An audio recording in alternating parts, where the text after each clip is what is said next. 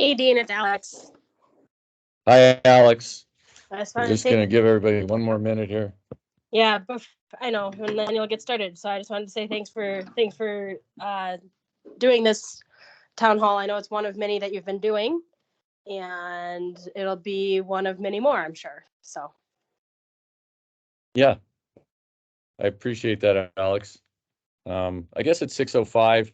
I'm trying to see.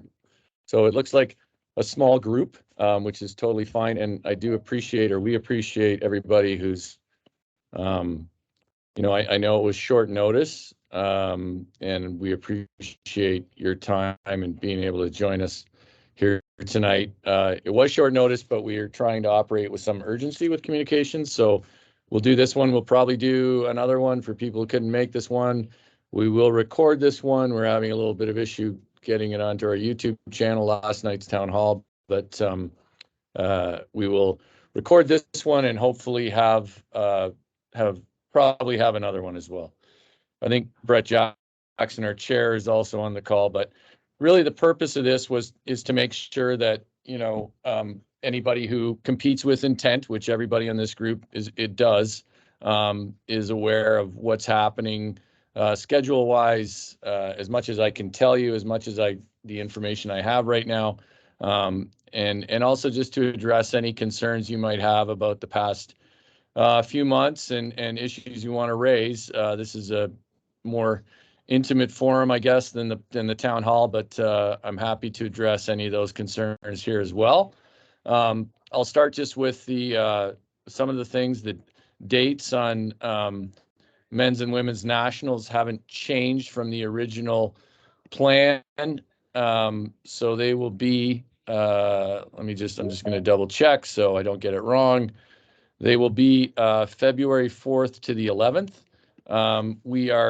We do have a venue. The ink is not quite dry on the paperwork, but we have an arena that we think will be good. On the encouraging side of that, as difficult as it has been with as difficult as things have been on the host side for this year, I will say our events manager, Aaron Kaler, I think that shortly after we announce this year's host, probably in the next couple months, we may be announcing the next 2 years hosts for men's and women's nationals and probably mixed doubles. Anybody on here, mixed doubles, we still need a host site for. It won't be in an arena this year. That's just not feasible right now. But it's a 16-team field. I think we have a couple of good options for host sites. Those dates, it's originally scheduled for February 21 to 26. There may be a slight move in those dates. So we might look at moving it a little later or perhaps just a little bit earlier, but we don't want to get too close to the men's and women's nationals. But we need a bit of flexibility there just in terms of finding a host site. So probably stay with that window, but there's a good chance that we may end up in a different spot. Anybody on here who's interested in juniors, Broomstones is meeting to decide whether they want to continue with their plan to host this year's junior men's and women's nationals. I hope they do. I've made outreach to them, asking them to stay, and I think it will be a great venue. I had a good conversation with them last week, but I also understand, I understand their feelings right now. So I hope we can work through that. But if not, we'll have to find another host site for that as well. So those are the main topics off the top here. And I would just open it up to anyone in this group to questions after that.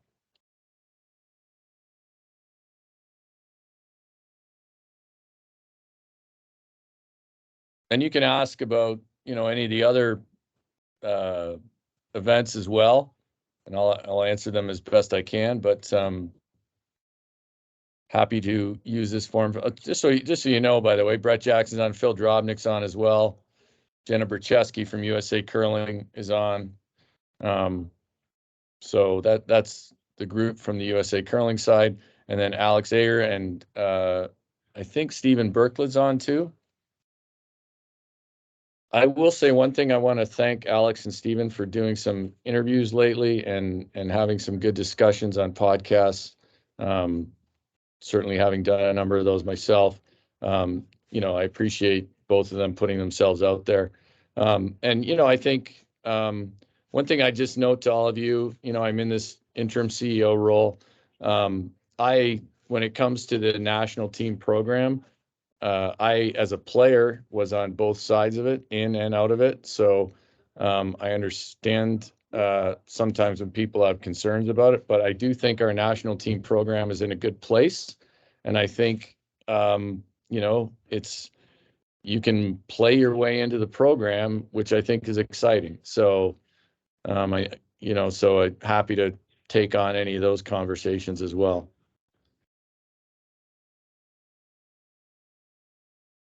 People are very quiet compared to the groups I've been talking to as of late. Go ahead, Alex. I was going to say, I'll pipe in on the whole like national team and organizing and sporting stuff. I don't know how many of you necessarily have gotten to talk to Katie Baker, who's, now on the staff. But I've worked with her a bit, and I know that obviously Dean's working with her as well, and Phil and the whole staff. Pretty excited to have her on board. She's working on a lot of improvements and a lot of having more resources and just time to dedicate towards some of these planning and communication processes as well. But if you guys have questions for her, I know she's always willing to talk to all of our athletes. In case you don't want to talk to Phil or Dean, who are already on this phone call, there are more people. Right. Yeah, that's a great point, Alex, and I'd echo your thoughts on Katie. I didn't know Katie particularly well, but in the short time I've been working with her more closely, I think she's great. One thing I do want to add too is on the Safe Sport reporting side, Alex is working on that with us. Hopefully, after maybe she came back to her regular job this week and put in some hours there, we might be able to get some more hours next week. But we did change for the interim, as you might have noted in one of the releases, we've changed the reporting flow of information, and it no longer goes to it will in the interim go to me, the interim CEO, and Katie Baker, but that's not the long-term solution. We're looking at a number of ways to do it so that information flow, nobody feels like they're putting themselves in any kind of jeopardy with that. So I don't think it should go to the CEO first, no matter who's in this job. At some point, the CEO, whoever has a job, has to be knowledgeable about issues, but because they'll be accountable. But we are going to change that. Alex is going to and her group will review our past reporting policies. And I'm also reached out to a number of other NGB CEOs, including the CEO of USA Fencing, to get insight into how they handle safe sport and reporting overall. So I think we're going to move with some real urgency on that to improve that process and make it as the best it can be. Oh, sorry, Blake has his hand up, I think. Sorry, go ahead, Blake. No problem, Dean. I wanted to let you finish that. Sorry. No problem. Blake Hagberg. I moved to Minnesota with the intent to compete at a higher level in curling, but there aren't really many resources to meet people and get on a team. I don't know if USA Curling would at all in the future be able to host an event where they just get together a bunch of middle of the road curlers who are looking to improve their skills to form teams to go to these more competitive events. I think that's a great point, Blake. You're from Utica originally, correct? Is that right? Correct. Yes. Yeah. So good for you for taking on a life change to try to improve your curling career. I'm going to talk to Phil about that and Jess and Katie, but that's a good thing for us to think about. And I don't know if Phil has any ideas right now, but there may be something in the future that would make sense. I can understand, that you're trying that you want to do that. So I'm not exactly sure, to be honest, Blake, in day 5 of this job, what that would look like, but I'd love to hear from you some suggestions back to us just on what it might entail, and we can work together on it. Yeah, I mean, as you can imagine, it's much easier to form a mixed doubles team than it is a four-person team. So that's kind of what I've been doing, is just surviving on mixed doubles out here. But a Sure. four-person competitive men's team would be great as well. So if I think of anything in that regard, I'll send it your way as well. Do you play regularly in a league out there? Do you? I play 2 leagues typically throughout the year. Moving Okay. to Minnesota was nice because we have year-round curling here. Right. Which clubs are you at? Or you play at? Frogtown and Chaska. Okay. All right. All right, Blake, I'll follow up, or you can follow up with me. And there might be some creative ideas on that front. I think somebody else has their hand up, Jenna. Yep, it looks like we have Stephen Berklid. Oh, Stephen Stephen, you can Berklid. go ahead and unmute. All right. Yeah, I just, to echo Blake's point a little bit, I know that like right before COVID happened, there was some kind of camp that was planned for, aspiring athletes to, I think it was more for like people who are just below the level of the program to get Right. seen by, the funding resources. But those kinds of camps, I think now that COVID is less of a thing, I've gotten some feedback from athletes within the AAC constituency, and like that is something of high interest to people. And so it would be much appreciated if those kinds of things could exist. It would create opportunity for networking, which is really difficult to break into. There's throwing is a skill game as well, but also there's a team chemistry aspect, and knowing the right people matters too. So being able to put people in a room to be able to do all that stuff, I think is really important. And I think they'll do a lot of work to bridge the gap. Speaking And as a I guy do who know- just barely had enough talent to get on good teams, I can understand that. So and I think that's a good idea. We will take that idea and probably not, maybe not this season, but maybe towards the end of the season for next year. So sorry, go ahead, Blake. I think I cut you off. I was just going to say, I do know there's a women's Facebook group that is kind of has that purpose of getting women together to try and form competitive teams, or even just teams for any bonspiel. So that might be a good place to go for the women's side as well. Yeah, Just so a I group think of people to reach out to.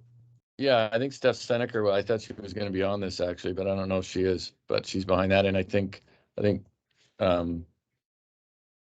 Jenna Bercheski, you might have been involved in that at one time, weren't you? Yeah, absolutely. Steph and I and a couple of other really awesome women put that together. So once again, Blake, what we're seeing here is that women are leading the way, and we need to follow up there. Dean, Katie and Jess and I have also had that conversation. So I think we just kind of started over the last month. I think Stephen might have brought it up one other time as well. So I think a great thing for us to put on the radar and shoot for towards the end of the season, because we did have a really good one planned in May of 2020. And it would be nice to bring something like that back since it got canceled due to COVID. All right.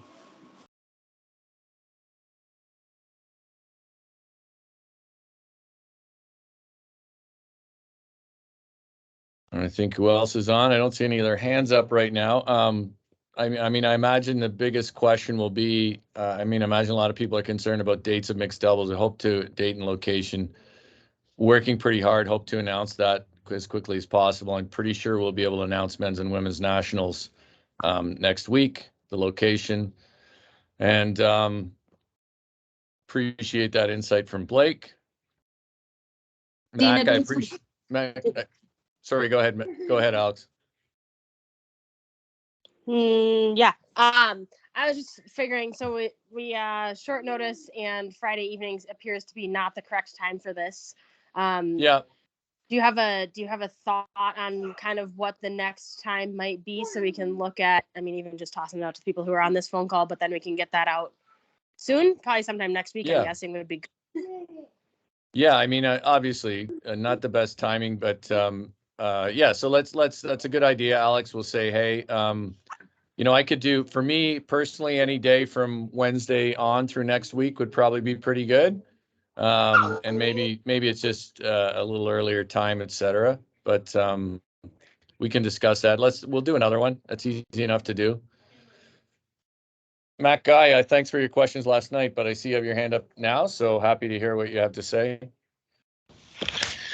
Hey, Dean, drop this in the chat too, but figured I'd answer it here too. Just checking in on a little housekeeping. Has everybody that's AAC eligible been contacted and basically let know that things like this are going on? Everyone who signed up on Go the ahead, Alex. forum. I'm going to let Alex handle that. So I was able to get this out to everyone who's signed up on the forum that I've like spammed everywhere that I can, and we sent it out to the people who filled out the intent to compete. We sent it to their contact person, but otherwise, I don't have some like magical roster of email addresses. That's the struggle. There's not like a magical database that everyone's contact info can come from, so I can't just like spam it to everyone. Well, I mean, don't we all sign up through Blue Sombrero? Like, wouldn't everybody's information be there? Is that something we don't have access to? I think it was Blue Sombrero that decided they were done and deleted everything without giving anyone a warning that they were deleting all of the databases. So, yeah, just Max, so you know, on that, we've moved away from Blue Sombrero because it's Jenna Berchesky's done a ton of good work on getting our event registrations and everything now with Aaron Kaler on the My USA Curling platform. So we all have a little platform fatigue. To Alex's point, though, I was on the AAC for a number of years, and we didn't, platforms aside, it was never something that was handled very well in the past, at least pre-COVID. So all I can tell you on that is we'll improve on gathering that list every year. We've also, as you know, like expanded the list of AAC eligible athletes. So we do need to make that list better. With this meeting, we shared it with all the database we had, and then tried to share it even more widely. It wasn't meant to be an exclusive meeting, but we do want to talk. We do need a list of AAC eligible athletes that's better than the one we have. I bet you Richard could help you out with that. All right, Richard Maskell, he's got a job to do. Is that right? That's all right. He's not answering me, Richard, but yeah. Yeah, and that's why I put it together, because I realized I had no good way to collect the information we needed. Yeah, I'm here, Dee. Hi, Richard. All right, so what do you want me to do? Do you want to be the keeper of the AAC eligible list? Let me look into that and get back to you. That would be quite a undertaking, but I could look into it and respond back later. All right. I know from the time I spent on the AAC with you, Richard, it was always a challenge then. We never had a really good list. I think going forward now, especially when we can look at its players that compete in men's, women's nationals and mixed doubles nationals. So the list will actually be easier to compile, because it used to be, top half of the field had to be. So now we can look at whoever was in the nationals. It should be much easier going forward.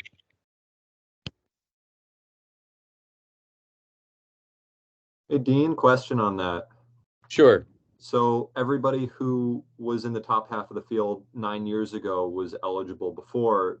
Are they now all eligible? Everybody that competed it and placed at any level from 9 years ago? No, I'll clarify that. If you were in the top half of the field at a men's and women's nationals in the past, you were AAC eligible for 2 years. And then if you competed at a world championship representing the United States or an Olympic Games, you have 10-year eligibility. Okay, so national. But I'll clarify on that. The new rules, which are significantly wider, which is great because we're excited to have more people eligible to participate, is anyone from the past 10 years who has competed in men's, women's, mixed doubles, a Grand Slam of curling, the Pan-Continental, the World Wheelchair Bs, Olympics, Paralympics. But that giant list, if you've played in the last 10 years, you are now AAC eligible, which is a significant expansion from what it used to be, and you're eligible for 10 years from the date that you played. Thanks, Alex.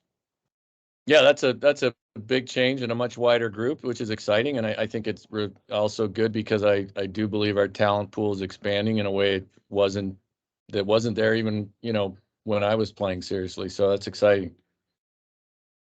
Dean, we got another hand up. Stephen. Oh, Berkeley. okay. Stephen Berkeley. Yeah, I just wanted to kind of address Mac's last statement and get Richard off the hook because me and Alex and Amelia, I apologize, I don't know how to pronounce your last name, but okay, we are working on assembling that database of humans, and then once we have that list of people, then as Alex mentioned, the hang up is getting all of their email addresses.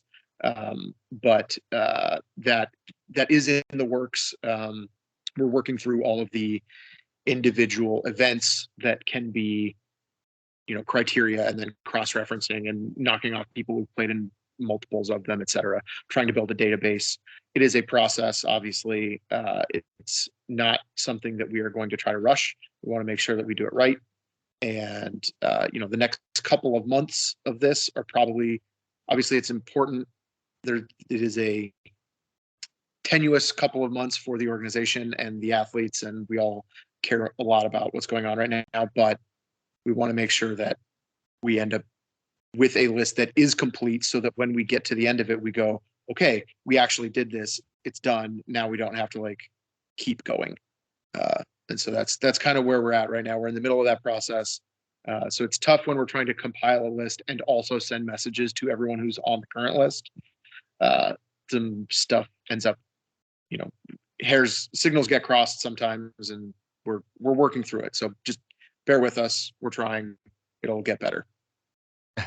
I think in the interim, by the way, anybody in this group, I think we're all open to sharing it, and if it goes beyond someone who's technically and reaches someone who's technically not eligible, we're certainly not afraid to have them on here and communicate with them either. So, but eventually we want to have the proper list. I will say I'm trying to create probably a couple different distribution lists as we move forward. One is, the wider group of people that would like to hear from athletes, the AAC, on kind of what's going on and different things like this town hall, which includes a bunch of people who maybe aren't eligible.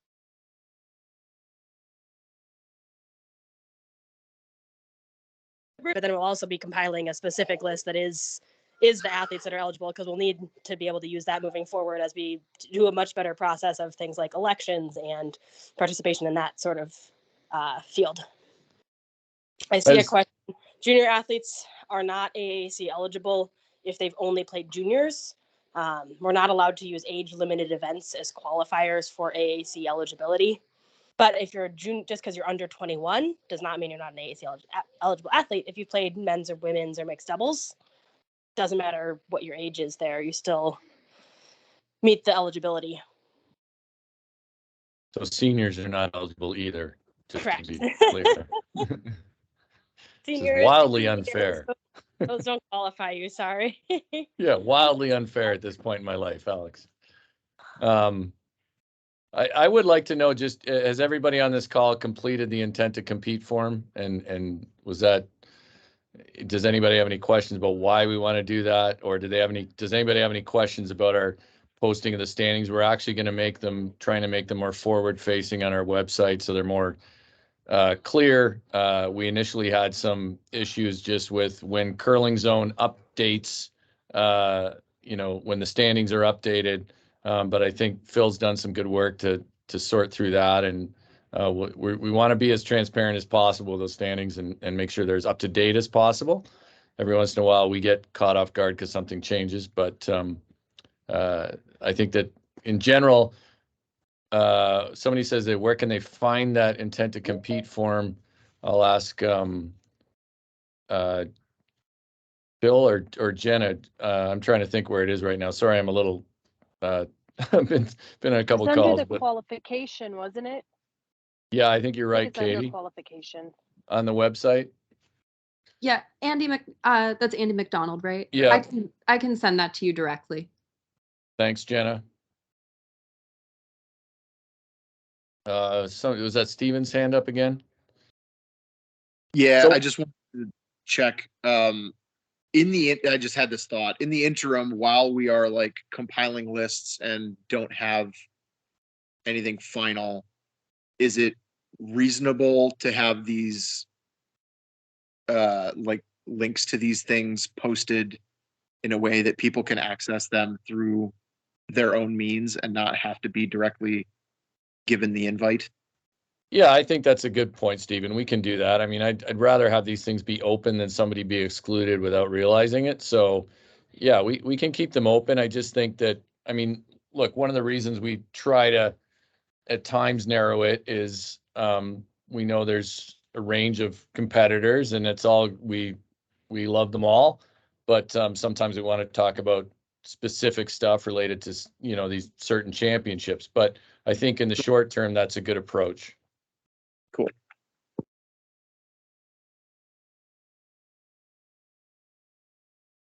And just so everybody knows, that intent to compete form, I'll admit when Phil first proposed it, and I think Jess too, and Katie, I was actually sort of against it because I thought it added another layer.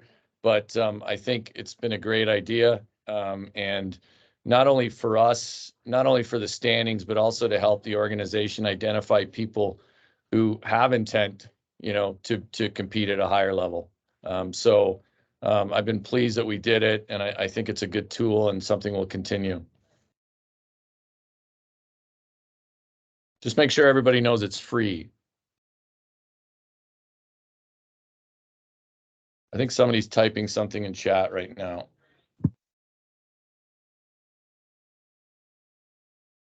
Oh, Mac did. He said it's a very good idea. Thanks, Mac.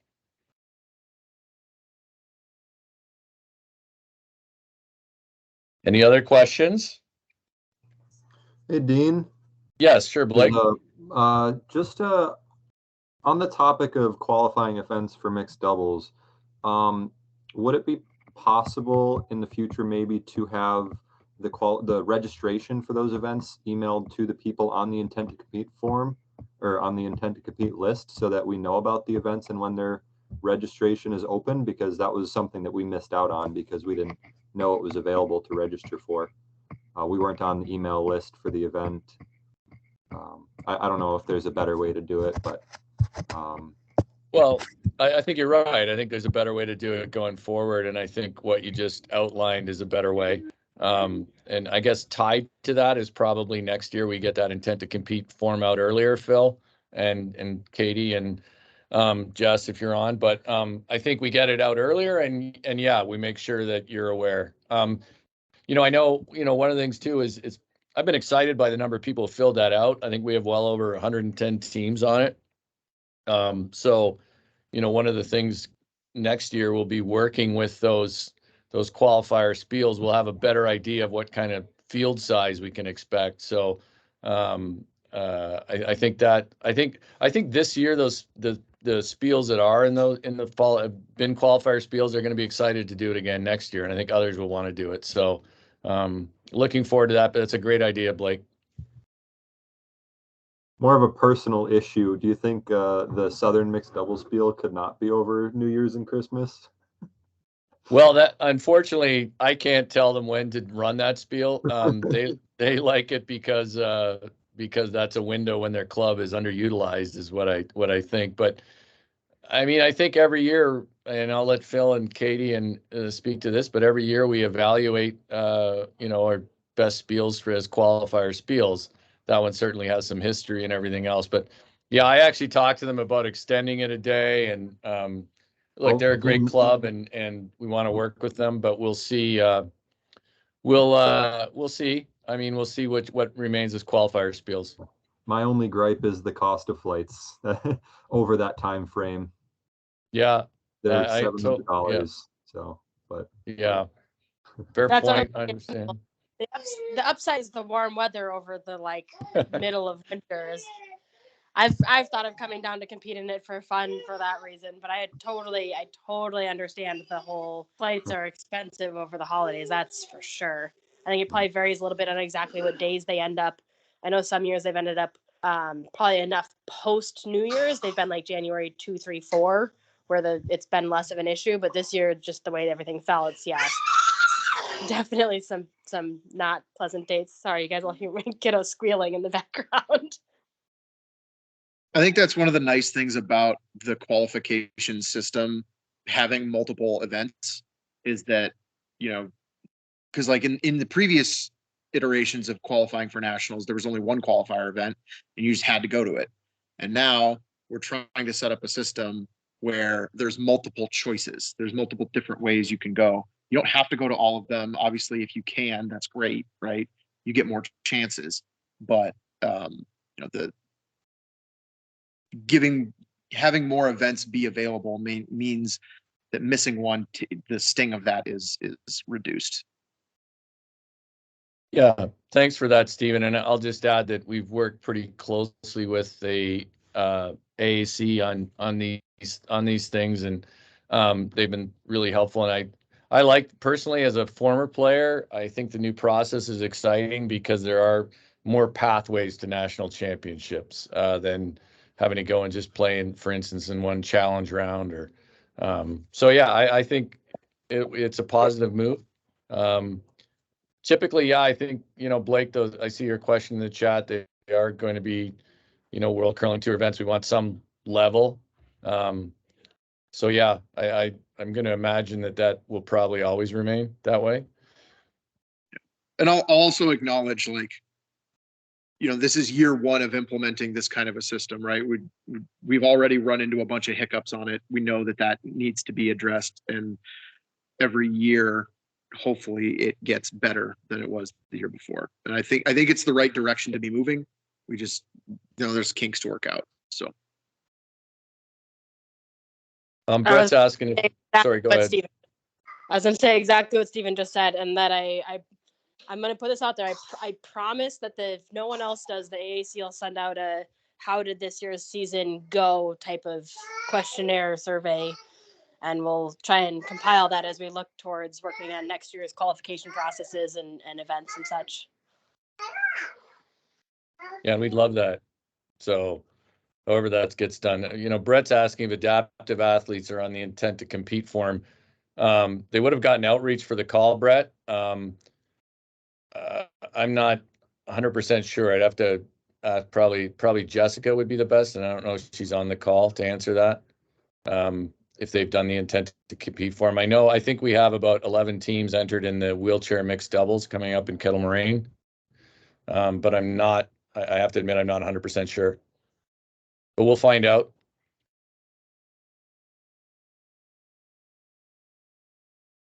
Like somebody else is typing.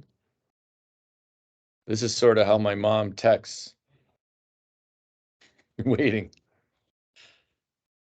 Phil, how are things in Calgary while we wait? Going good. We got our last game, just heading to our last game at the round robin for the women tonight. So good. Guys play Korea tomorrow at 9 a.m. in the semifinals. All right.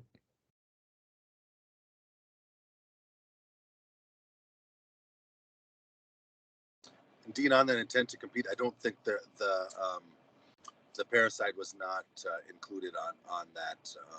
I think they have their own process for that for their. Yeah, I mean, they have a selection process, right, for the team, but certainly something we can all look at. But it is a different process. But I'm sure. By the way, for anybody on this call that doesn't know, Katie Baker's some of you might not have had any interaction with her, but she's on the call. She's our new sporting director. Brings a wealth of experience from other NGBs and the USOPC about how to manage our competitions and our program as effectively as possible. So she's a great addition, and I think as she dives in here learning curling and also is battling COVID this week, but as she does that, I think we'll all get some good insight and good improvements.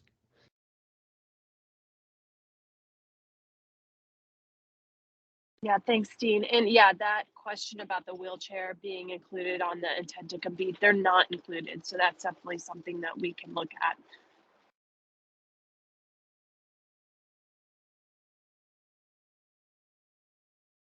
I would say it's probably a case of, you know, let's hope one day we have, you know, a full roster of wheelchair athletes who are trying to excel at curling, and they would probably at that point, you know, need their own intent to compete form.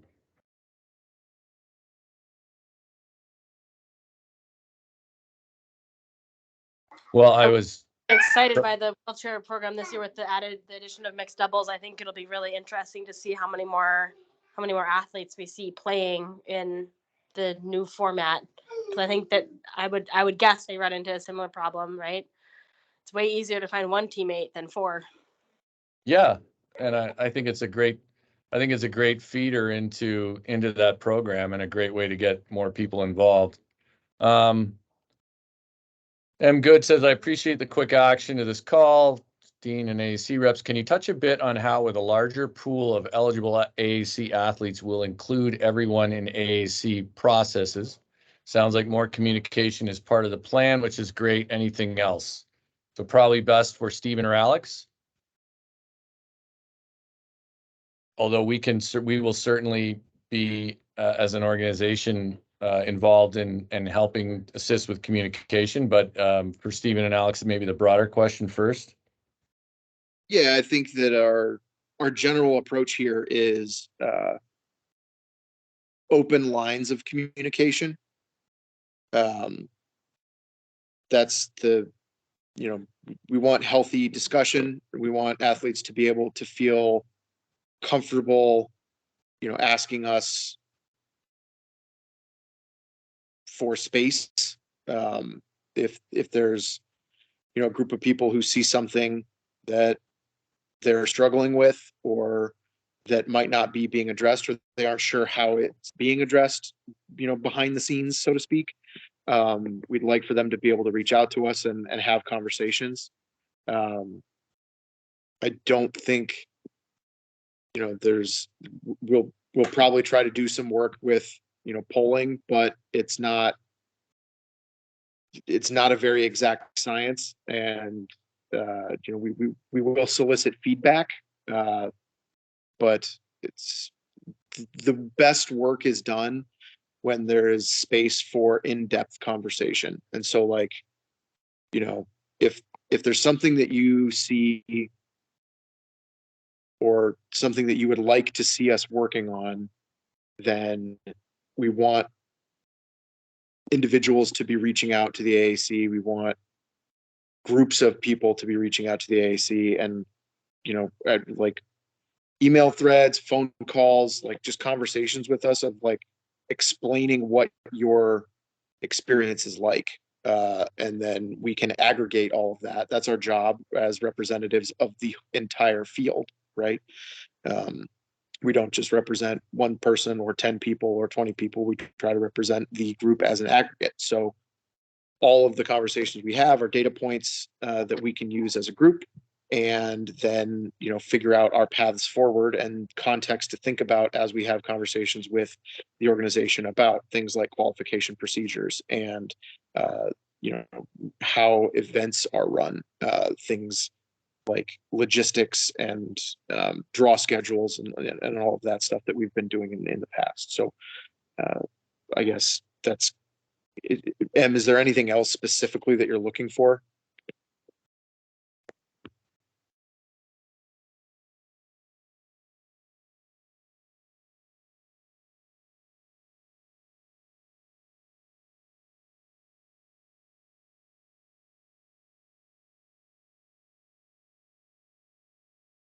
Dean, you're muted. Yeah, I know. I went fossil style there. Sorry, everybody.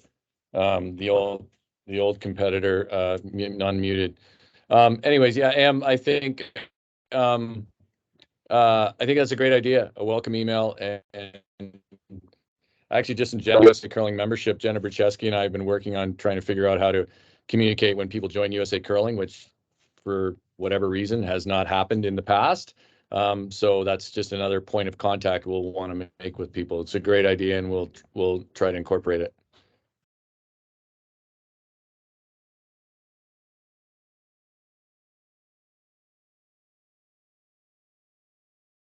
Dean, it looks like we have a couple of questions in the chat if you just want to look through those. Yeah.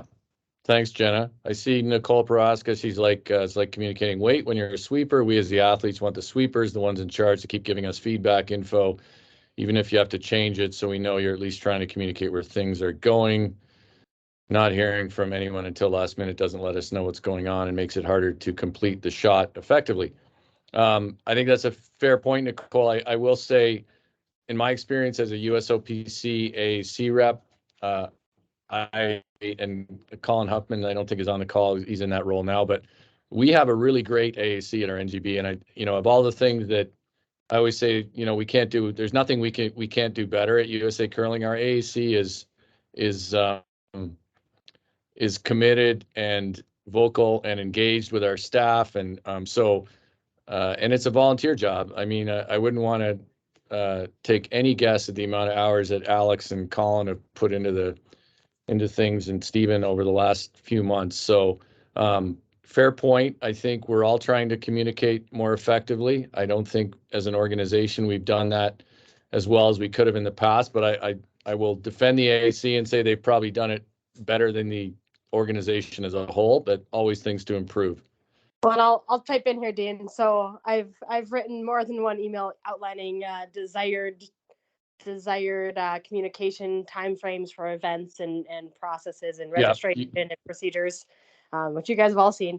And now we have Katie on board, and now Katie's like trying to bug me to move faster because she wants to keep going and is trying to get stuff out before we can even get our eyes on it, which is not right. She wants us to see it. She wants us to make sure that the athletes have a review of it. But Katie's pushing my timelines, so that's great, and we're definitely improving on that. But obviously this season we're already in the middle of. I really look forward to seeing how we can have what I think will be like awesome procedures for next year and the end of the season, as Katie just came on board right before the season started. So we'll keep moving towards that goal, and we all have the same one right there. I will say Aaron Kill, our events manager, has put in some protocols for events that are helpful. It's like he's got like a 5 weeks out what happens, 3 weeks out.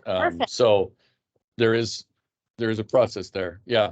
So yes, all improvements you guys are we're doing. instituting that across all our events. It's all the background stuff that was kind of a little, I used the phrase loosey-goosey before, that we're trying to get a little more structure, which will make it better for the athletes for consistency.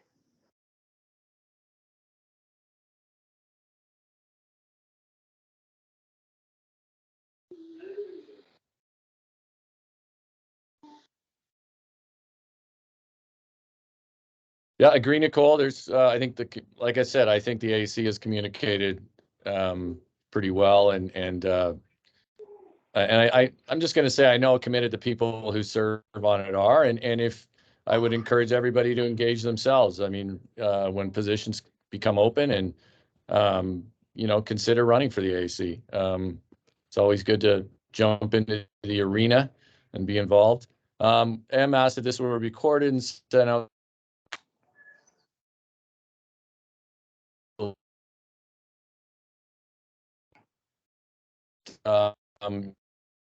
Yeah,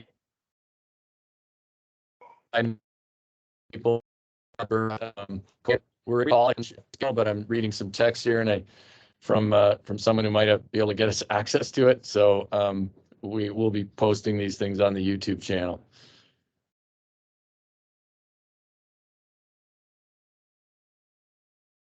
Yeah. Steven says, I feel like we should just honestly post all these things to YouTube afterwards, and I'd agree with that. So as soon as we get in, right, Jenna? We're close here now, though. Yeah, it looks like there's touch base with you after this call, Jenna, on that. It looks like there's a question, Dean, a little higher up in the chat about getting in touch with you and Phil and Katie, and where that contact information can be found. And this might also be a good time to mention the AAC email address as well. Yes, sure. Just quick, our staff emails are all on the website. So you can, if you go to the staff section of the website, you'll find all our information. And Alex and Steve, you created a new email address for the AAC, correct? Yep, we went really simple. It's AAC@usacurling.org. Just posted it to the chat.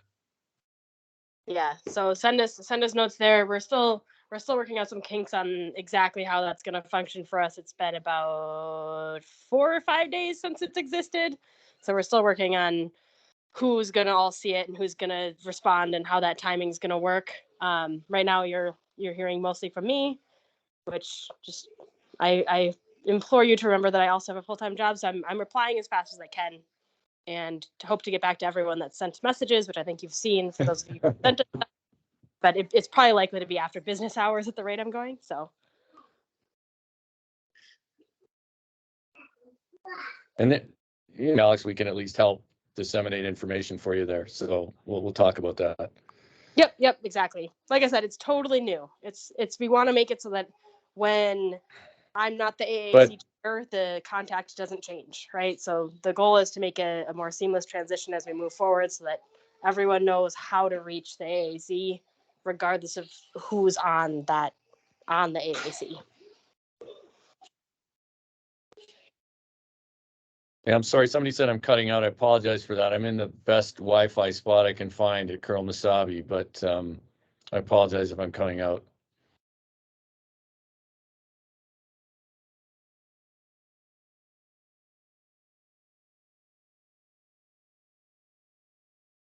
Any other questions? No, somebody's going.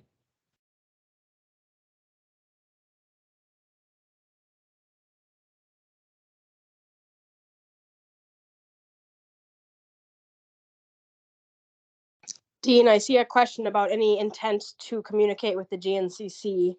I'll intro you by saying I know you had a call planned with a couple of different people from the GNCC today. I'm assuming that's already happened since it's getting pretty late. Yeah. Let me know if I'm breaking up here, but yeah, I reached out to Bob Hogan and Kristen Conrad last Saturday, I think, by email, and they agreed to a meeting today. We met at this afternoon for close to an hour. You know, it was as much about listening and sharing, and not really a big solution going to come out of that meeting. It's not, none of the three of us could solve it right away among ourselves. So, but it was productive, I think, and I'm hopeful about going forward. But yeah, that's where it's at right now.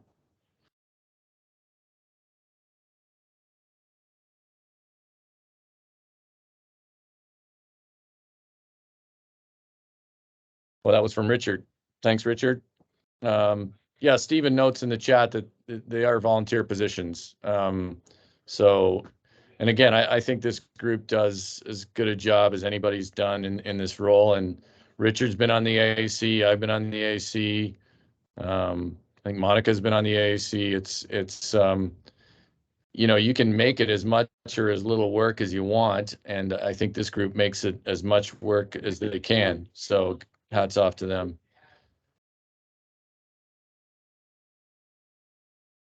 Just in the notes too, in the chat, Phil's noting that he's going to be at the qualifier in Blaine next weekend. So anybody playing in that, Phil will be there. Another note, we're trying to be as present as possible at events. I intend to be at every national championship this season, including this one, the Arena Nationals. So, which, by the way, I'm going to say there is a guy here who's only curled in arena ice, which with one of the best tuck deliveries I've ever seen. So it's quite amazing.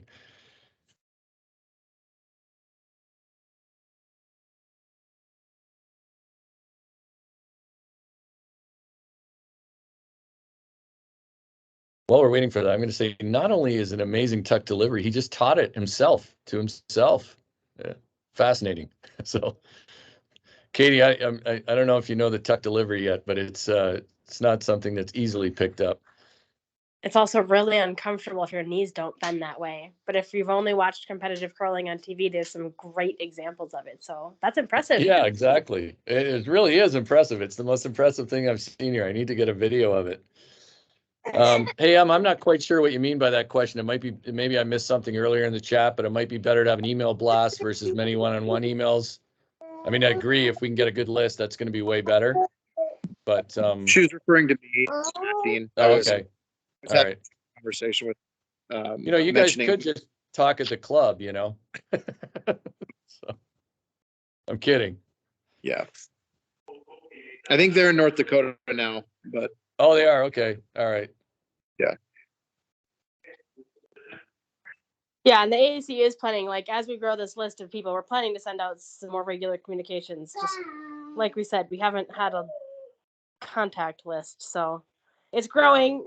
Spam everyone who's an AAC eligible person to fill out that form. I think I made it 3 questions because all I really care about is your name and your email and what event you played in.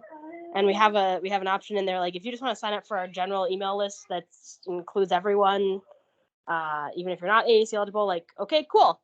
I don't know exactly what this is going to look like. This is new, but we're going to work on sending out more things more often.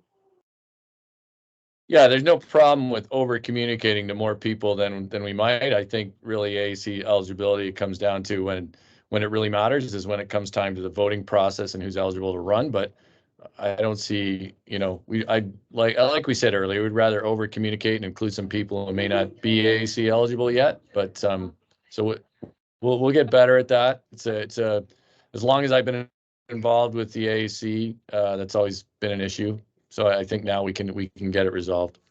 Yep, and needing to know for the elections and the voting and stuff. That's the reason to have those additional questions. Yep. So.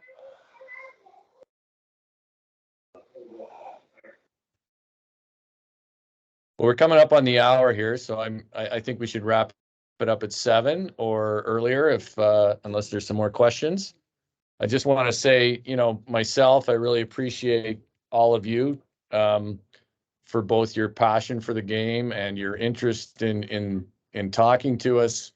And I appreciate everybody who served on the AAC and who is serving now. I know we get a lot of good ideas, so from them, if you want to, you know, feed them ideas, but feel free to share them with us as well. So I really respect the people who weighed in and take this work on. Sometimes we have like conversations that can be challenging about things like draws, etc. But I'm all for it. I've been on that side myself. I was, as a player, was in the program and not in the program. So I think I think I bring a lot of those different perspectives. All right, so I think unless there's any other questions, I think we can wrap things up. And again, feel free to reach out anytime with questions and concerns. So Dean you just cut out for a second, but I'm guessing your statement was that we're gonna end here and reach out with questions or concerns. Staff contact info is on the website. The AAC email's super simple. Send us notes. And we'll talk to everyone again soon because we'll send out info for an upcoming repeat of this that's hopefully at a better time with a little more forewarning. All right, thanks everybody. Thanks, Alex. Thank you, everyone. Bye, guys. Thanks all. Appreciate you.